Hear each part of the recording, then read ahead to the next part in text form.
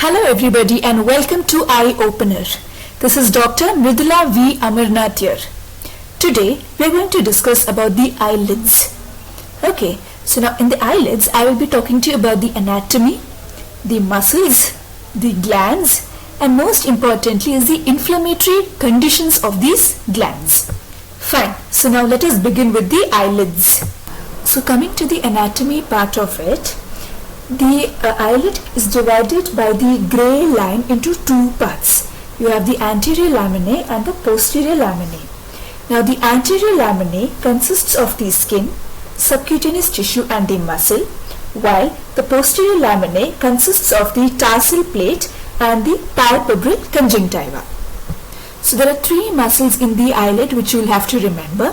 One, orbicularis oculi, levator palpebrae superioris, and the Muller's muscle. So now I'll be discussing the key points about each of these muscles. So let's begin with the orbicularis oculi.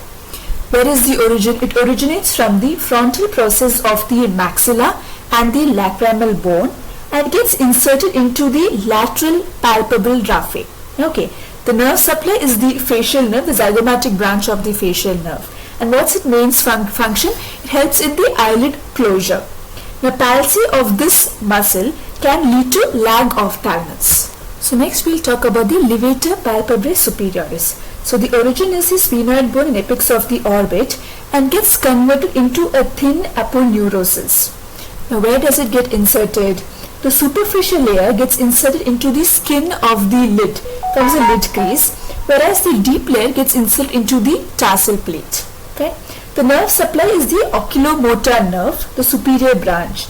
And what's the action? It mainly helps in the elevation of the upper eyelid. And palsy of this muscle can lead to ptosis. And finally, we'll talk about the Muller muscle. Now, the Muller muscle arises from the levator palpebrae superioris and it gets inserted into the tarsus. The nerve supply is the sympathetic nerve. Action is it acts like an accessory elevator of the upper eyelid. Okay, and then palsy of this muscle will again cause ptosis. Next, coming to the glands in the eyelid, there are three important glands which I would like you to remember. One, meibomian gland, then the Zeiss, and the gland of Moll. There are various other glands, but these three are quite important which you will have to remember. So let's start with meibomian gland. So meibomian gland is a modified sebaceous gland and it is located in the tarsal plate. The ducts of the meibomian gland opens up anterior to the posterior margin of the eyelids. So next we'll talk about the Zeiss gland. So the Zeiss gland is a modified sebaceous gland like the meibomian gland and it is located at the base of the lash follicle. Okay, and where do the ducts of the Zeiss gland open? It opens into the lash follicle itself. And the next one is the gland of Moll. So remember the gland of Moll is a modified sweat gland. Okay, and where is it located? It's located between two lash follicles and the duct of these glands opens up into the ducts of the Zeiss gland. Right, so we've discussed about the glands. Next we'll discuss about the inflammation of the glands of the eyelids. Okay, now this is a common thing which you will see once you start your clinical practice. So one is hordeolum externum. Now this is also called as style. Okay, what is this? It's nothing but the suppurative inflammation of the Zeiss gland. Now the common organism which causes this is Staphylococcus aureus.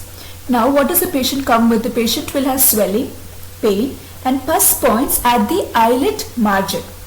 Treatment is simple. You give a hot compression or you start off with topical and systemic antibiotics. Now have a look at this image. This is a classical image of hordeolum externum. Okay. Next we'll talk about hordeolum internum. Now what is this? This is a suppurative inflammation of the meibomian gland. And the causative organism is again Staphylococcus aureus. Now here the patient will present with swelling, pain and the pus points away from the lid margin. Okay. Same. So the treatment is hot compression, topical and systemic antibiotics. Fine. And then what is chalazion? So chalazion is a chronic lipogranulomatosis inflammation of the meibomian gland. So this is also inflammation of the meibomian gland. Now what are the symptoms? Here the patient will have a painless swelling, away from the lid margin. Okay, and how do we treat it? So remember, we do an incision. The incision is given vertically on the posterior surface of the lid margin and a curettage is done. Some cases intralesional steroids like triamcinolone injection is also used. One more thing which you'll have to remember is recurrent chalazion indicates chances of a sebaceous cell carcinoma. This is an important MCQ.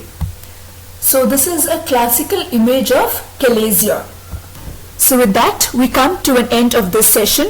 A very basic, simple, yet an important topic. I hope you all liked it. Thank you and have a wonderful day. Bye-bye.